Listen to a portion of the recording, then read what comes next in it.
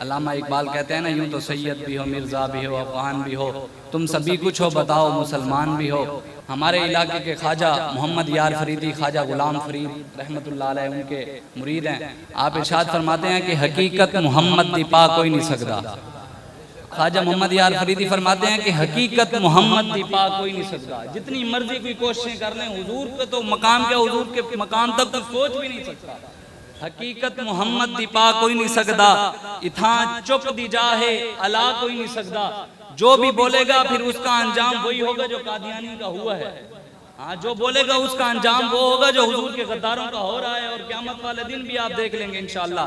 حقیقت محمد دی پا کوئی نہیں سکتا، اتھاں چپ دی جاہے علا کوئی نہیں سکتا۔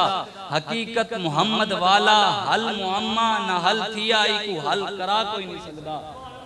اساں محمد دیاں نت ناتاں بڑے سوں، اساں وانگ ناتاں بڑا کوئی نہیں سکتا۔ مذاہب دے جھگڑے اساں چھوڑ بیٹھے، پر محبت دے جھگڑا چھڑا کوئی نہیں سکتا۔ ایک اور جگہ شعر ہے سرائے کی شاعر، وہ کہتے ہیں کہ تو آئیں تے سہ وچ سہ ول آئے، تو آئیں یا رسول اللہ آپ آئے ہیں، ہماری سانسوں میں سانس آ گیا ہے۔ تو آئیں تے سہ وچ سہ ول آئے، این آئی ہے چس تیرے آمن تے۔ تو آئیں تے سہ وچ سہ ول آئے، این آئی ہے چس تیرے آمن تے۔ تو سن کوئی نہ وے آئے یا رسول اللہ، ہر پاسے مونجھ دے ماتم ہن۔ مونجھ مطلب یاد۔ تو سن کوئی نہ وے آئے، ہر پاسے مونجھ دے ماتم ہن۔ تو سن آ گئے وے، ہر پاسے خوشی دیاں جمرہ ہیں، اور کئی میں جائیں حال ہلا کر شد اج پائیں ہیں بس تیرے آمن تے۔ حضور سے اننے با پیار کرنا ہے، ٹوٹ کر حضور سے پیار کرنا ہے۔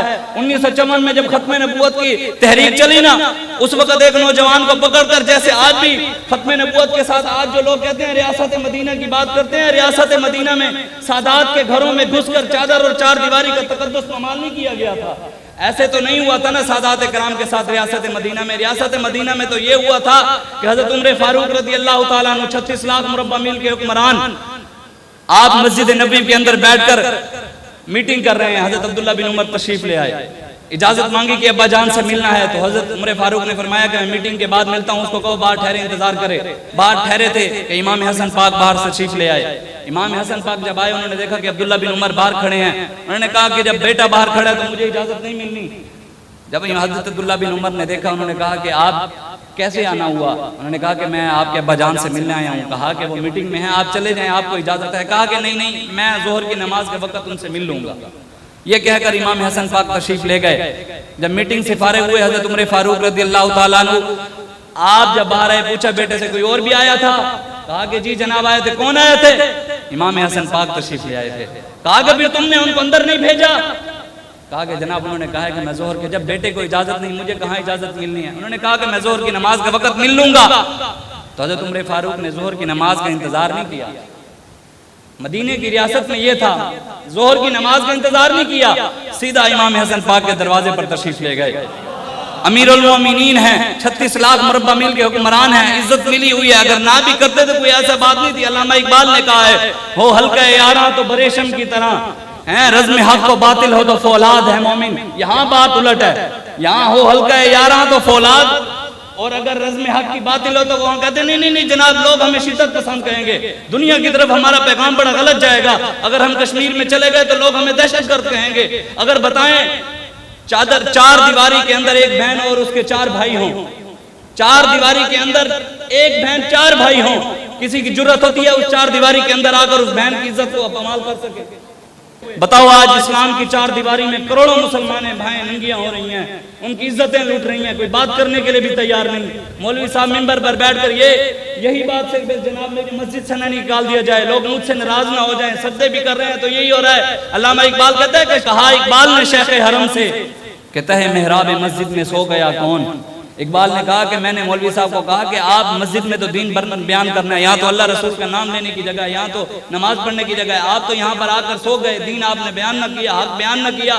کہا اقبال نے شیخ حرم سے تہ محراب مسجد میں سو گیا کون؟ ندائی مسجد کی دیواروں سے فرنگی بت کدے میں کھو گیا کون؟ اقبال کہتا ہے کہ مسجد کی دیواریں بول پڑی. یہ مولوی صاحب تو خود انگریز کی تعلیم کے اپنے بچوں کو انگریز کا تہذیب و تمدن سکھا رہے ہیں, ان کی تعلیم سکھا رہے ہیں. یہ مولوی صاحب خود تو قرآن کی تعلیم یہاں پر بیٹھ کر دیتے ہی نہیں.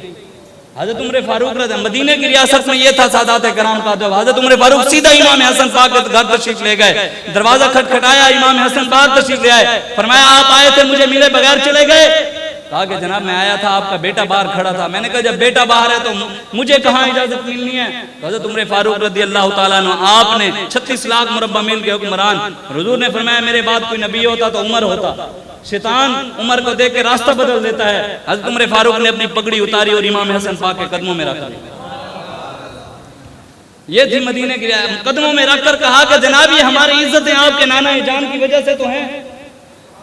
ہماری یہ عزتیں آپ کے نانا, ہمیں کون جانتا تھا؟ آج عمر 36 لاکھ مربع میل کا حکمران ہے تو آپ کے نانا جان کی وجہ سے. آج 70 سال ہو گئے کشمیر کی. آج لوگ کہتے ہیں کہ جناب علامہ خادم حسین رضوی جذبات میں آ جاتے ہیں. جی ان لوگوں کو پتہ نہیں, آج یہ جہاد کی باتیں کرتے ہیں. جی آج تک ہمیں کسی نے بتایا نہیں, آج یہ نئے لوگ آ گئے ہیں. میں نے کہا اگر انسان غیرت مند ہو اور اس کے اندر ایمان کی حرارت موجود ہو, مسلمانوں کا اندر درد موجود ہو, جو میرے آقا نے فرمایا ہے کہ اگر مشرق میں مسلمان کو درد ہوگا تو مغرب والے کو درد ہوگا. اگر وہ حضور کی حدیث پر عمل کرتا ہو اور اس کے اندر وہ ہو ایمان کی حرارت. علامہ اقبال کہتے ہیں نا, رگوں میں وہ لہو باقی نہیں, رگوں میں وہ لہو باقی نہیں, وہ دل وہ آرزو باقی نہیں. نماز روزہ حج و قربانی یہ سب تو باقی ہے لیکن تو باقی نہیں. علامہ اقبال کہتے ہیں آج نمازیں بھی ہیں, روزے بھی ہیں, حج بھی ہیں, زکاتیں بھی ہیں, سب کچھ ہو رہا ہے, لیکن مسلمان کے اندر وہ غیرت نہیں رہی. وہ مسلمان کے اندر مسلمانوں کا جو تڑپ تھا. آج کشمیر کی بچیاں وہاں مسجدوں کے اندر ہندو فوجی ان کو لے جا کر ان کے ساتھ زنا کرتے ہیں اور مسجد کے سپیکر چلا دیتے ہیں.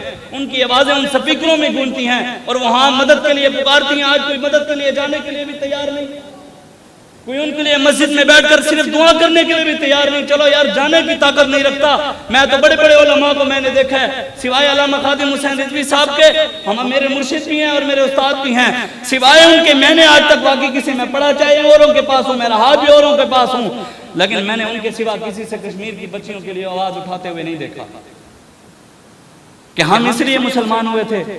آج تو ہم ہمارے یہاں قصور کے اندر بچوں کو اٹھا کر ان کے ساتھ زیادتیاں کر کے مارا جا رہا ہے. آج بچوں کو اغوا کیا جا رہا ہے, آج بچیوں کے ساتھ زیادتیاں ہو رہی ہیں. آج ہم اپنی بچیوں کے لیے آواز نہیں اٹھا رہے تو کشمیر کے لیے کیا اٹھائیں گے؟